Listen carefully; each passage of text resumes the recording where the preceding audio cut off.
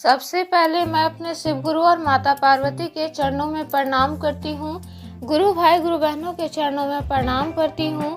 गुरु भाई गुरु बहनों, आज मैं फिर से आप लोगों के लिए एक नई कथा लेकर आई हूँ। इस कथा को पूरा सुनिएगा। पूरा सुनने से शिव जी की महिमा प्राप्त होगी तथा ज्ञान प्राप्त होगा। आप लोग कथा को पूरा नहीं सुनते हैं, इससे शिव जी का अपमान होता है। गुरु भाई गुरु बहनों से मैं फिर से विनती करती हूँ कि आप लोग कथा को पूरा सुने। एक गांव में गुरु बहना रहती थी। गुरु बहना का नाम सावित्री था। जैसे कहते हैं ना कि सावित्री अपने पति को यमराज से लड़कर लाई थी, उसी प्रकार से यह सावित्री भी वही है। समझ लीजिए कि वही है कि कैसे, देखिए, अपने दुख कष्ट को सब कुछ सहन करके अपने पति की जान को बचाई थी। बेचारी सावित्री छोटे से ही शिव जी की परम भक्त थी। वह शिव जी की पूजा हमेशा किया करती थी। बड़ा होने के बाद वह अपने माता पिता के लिए इकलौती बेटी थी, तो उसका विवाह एक अच्छे घर में कर दिए। लेकिन कहते हैं सिर्फ अच्छे घर में कर देना ही अच्छा नहीं होता है, वो परिवार कैसा है ये भी देखा जाता है। लेकिन आजकल तो पैसे ही देखे जाते हैं कि जिस घर में पैसा है तो उस घर में सुकून है, शांति है, अच्छे लोग हैं। नहीं, किसी लोग का स्वभाव भी देखा जाता है कि वह कैसे हैं। तो गुरु बहना के साथ भी यही हुआ। गुरु बहना के माता पिता तो एक अच्छा घर परिवार पैसे वाले देखकर कर देते हैं, लेकिन सावित्री के ससुराल वाले बहुत ही अलग किस्म के थे। उस घर में ना तो भगवान का पूजा होता था और ना ही किसी को दान दक्षिणा देते थे। सावित्री का जब विवाह हुआ तो वह पहला दिन था। उस दिन अपने ससुराल में तो देखती क्या है कि उसकी सास उसके पास जाती और कहती है कि देख, तेरे बाप ने तो कोई दहेज दी नहीं है, लेकिन वैसे भी मेरे घर में किसी चीज़ की कमी नहीं है, तो तेरे यहाँ पे जो शादी में सब लोग आए हैं, जूठा कूठा बर्तन है वो सारा धो दे, तेरा बाप धोने नहीं आएगा। सावित्री चुपचाप सुनती रही और बोली, ठीक है माँ जी, मैं कर दूंगी। बेचारी का मेहंदी का रंग भी फीका नहीं हुआ था और शुरू दिन ही सावित्री को सताना की सास ननद ने चालू कर दिया। इसलिए क्योंकि सावित्री का जो पति था वह सौतेला था। वह घर में बेटा अपने पिता का था, लेकिन माँ के नज़र में वो सौतेला और अपनापन नहीं देती थी। उसे अपनी माँ की ममता कभी नहीं देती थी। अपने बच्चों पर जान न्यौछावर करती थी, लेकिन सावित्री का बेटे पर कभी भी वो उसे इतना भी पसंद नहीं करती थी, लेकिन अपने पति की वजह से उसे रखती थी। लेकिन गुरु बहना, उसका पति भी घर का काम करता था, अपनी माँ की बातें माना करता था। वह सावित्री का पति भी कुछ नहीं बोला, वह सुन के रह गया। वह यही हमेशा कहता था, सावित्री को समझाता था। ऐसे ही सावित्री की जो सास थी वह इसी तरह से प्रतिदिन सावित्री से घर का सारा काम करवाती, उसके पति से करवाती। उसे शुरू में कुछ समझ नहीं आ रहा था कि मेरे साथ ऐसा हो रहा है, तो मैं समझती हूँ कि पराये घर से आई हूँ इसलिए, लेकिन मेरे पति के साथ में ऐसा हो रहा है क्यों? अपनी माँ, कौन ऐसी माँ होगी जो अपने बेटे के साथ में इस तरीके से व्यवहार करेगी? तभी एक दिन अपने पति से बातें करने लगी कि मेरे साथ ऐसा माँ जी व्यवहार करते हैं, मैं समझ सकती हूँ, लेकिन माँ आपके साथ व्यवहार ऐसा क्यों करती है? लेकिन सावित्री का पति जो था वह इतना सीधा था, वह सौतेला और अपना नहीं समझता था।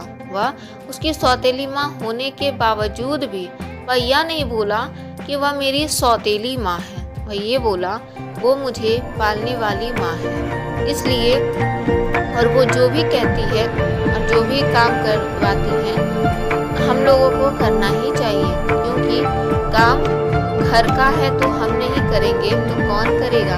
माँ जो भी करती हैं अच्छे के लिए, हमारे लिए ही करती हैं, अच्छे के लिए ही करती हैं। लेकिन इतना समझना काफ़ी नहीं था। सावित्री को समझ नहीं आ रहा था कि इतना भी जी इतना सताती है, लेकिन ये कुछ बोलते नहीं हैं और मुझे भी बोलने से मना करते हैं। उनकी ननद हमेशा ताने मारती है, एक तो तुम्हारा पति निकम्मा है, कोई सही काम ढंग से काम नहीं करता। तो गुरु भाई गुरु बहनों, कोई भी पत्नी अपना अपमान सह सकती है, लेकिन अपने पति या बच्चे का कोई अपमान करे वो सहन नहीं कर पाती। तो इसी तरह से उस दिन गुरु बहना बहुत ही अपनी ननद से बोलने लगी, आप ऐसा अपने ही भाई के बारे में क्यों बोल रही हैं? वो तो आपके भाई हैं, फिर आप ऐसा उनके बारे में क्यों सोचते हैं? ननद थी गुरु बहना की, वह बोल बैठी, कौन अपना भाई? मेरा कोई भाई वाई नहीं है, वो तो सौतेला है, सौतेला। तभी सावित्री को समझते देर नहीं लगा,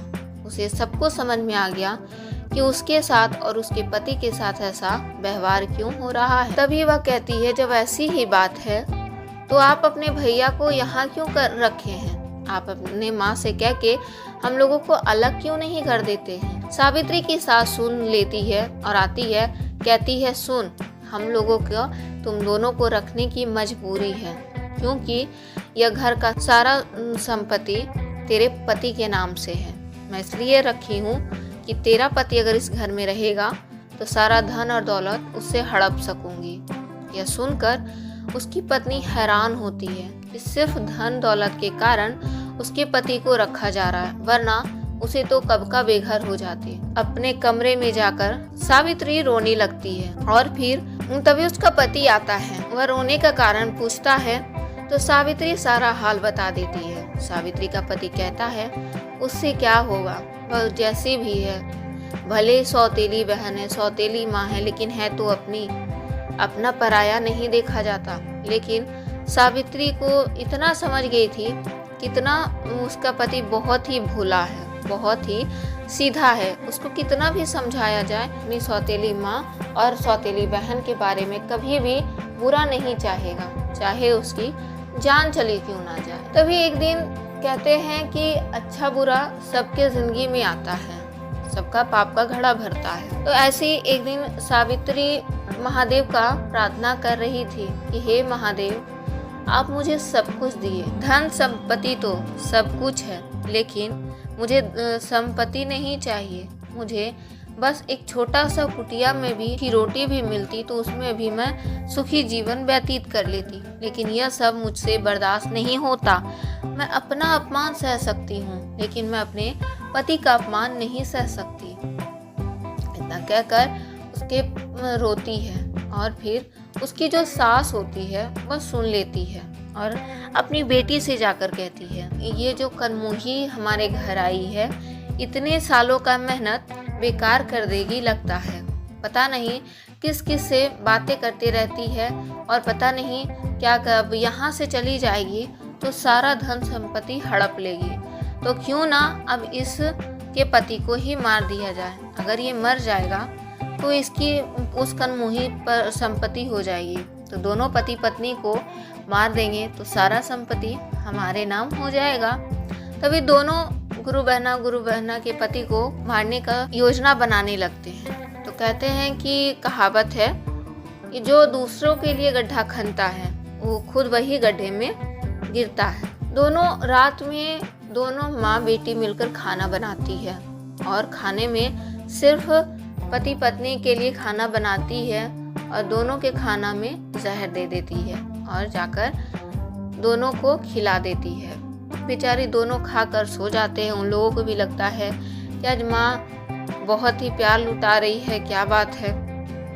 दोनों बिना सवाल किए खाना खा लिख के सो जाती हैं। सुबह होता है, फिर से गुरु बहना और गुरु बहना के पति दोनों उठ खड़ा होते हैं। यह देखकर गुरु बहना की सास देखकर चौंक जाती है, यह कैसे संभव है। ये भूल गए थे उसकी सास कि गुरु बहना महादेव की भक्त है, तो वो कैसे अपने भक्त के साथ में गलत होता देख सकते थे। तो उसी दिन जबकि सास और उसकी ननद खाना बना रही थी तो खाना में जहर डालते देख ली थी और तभी वह महादेव के पास जाकर प्रार्थना करने लगी, हे महादेव, आज दोनों पति पत्नी का अंत होने वाला है। अगर मेरी मृत्यु हो गई तो आप मुझे अपने लोक में शरण दीजिएगा और आगे नहीं तो जीने का और भी समय है।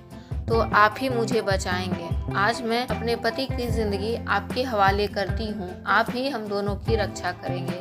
और तभी इतना बोलते बोलते उसका पति भी कमरे में ही सोया रह जाता है और वहीं पर यह बोलते बोलते गुरु बहना महादेव की मूर्ति के पास सो जाती है। और महादेव जो थे प्रार्थना स्वीकार करके अपने भक्त को बचाने के लिए वह खुद माता पार्वती को साथ में लेके वही गुरु बहना और गुरु बहने के पति के रूप में आकर दोनों भोजन कर लेते हैं। और वह जो विष का खाना था वह महादेव और माता पार्वती खा लेते हैं, जिससे दोनों को कुछ नहीं होता है। यह देखकर दोनों आश्चर्यचकित हो जाते हैं कि ये दोनों कैसे बच गए। तभी फिर सोचते कि कुछ भी हो लेकिन इसे बिना मारे हम नहीं रहेंगे। फिर एक दिन कमरे में दो सांप कमरे में देखे, लेकिन कमरे में सांप छोड़ देने से भी कुछ नहीं हुआ। तो काला नाग दोनों सांप दोनों सास और ननद को जाके काट लिया।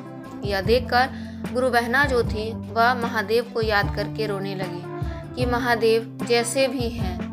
दोनों पति पत्नी रोने लगते हैं और महादेव से प्रार्थना करते हैं कि महादेव ये आपने क्या किया, भले जैसे भी हैं भले हैं बुरे हैं लेकिन मेरी सास और ननद हैं, इन्हें ठीक कर दीजिए महादेव, इनकी तरफ से मैं आपसे क्षमा मांगती हूँ। और तभी एक चमत्कार होता है और महादेव वहाँ पर प्रकट होते हैं और उसी समय दोनों सास और ननद गुरु बहना की खड़ी हो जाती है। यह देखकर गुरु बहना और उनकी सास और ननद उन शिव जी के चरणों में प्रणाम करने लगती है और क्षमा मांगने लगती है कि महादेव मैंने बहुत बड़ा पाप किया है, मुझे क्षमा कर दीजिए। मैं क्षमा के लायक तो नहीं लेकिन आप फिर भी मुझे क्षमा कर दीजिए महादेव। आपकी भक्ति शक्ति को मैं नहीं समझ पाया, आपकी मुझे क्षमा कर दीजिए। अब मैं आपके शरण में आपकी भक्ति में लीन होना चाहती हूँ। और तभी से गुरु बहना के पति और सास ननद सब लोग शिव जी का पूजा करते और साथ में खुशी खुशी रहने लगे। तो गुरु भाई गुरु बहनों, अपना पराया नहीं देखा जाता, दिल का रिश्ता मिलना चाहिए। तो गुरु भाई गुरु बहनों, अगर मेरी वीडियो अच्छी लगी हो तो मेरी वीडियो को लाइक करें, शेयर करें और अगर मेरे चैनल पर नए हैं तो मेरे चैनल को जल्दी से सब्सक्राइब कर लें। हर हर महादेव, घर घर महादेव।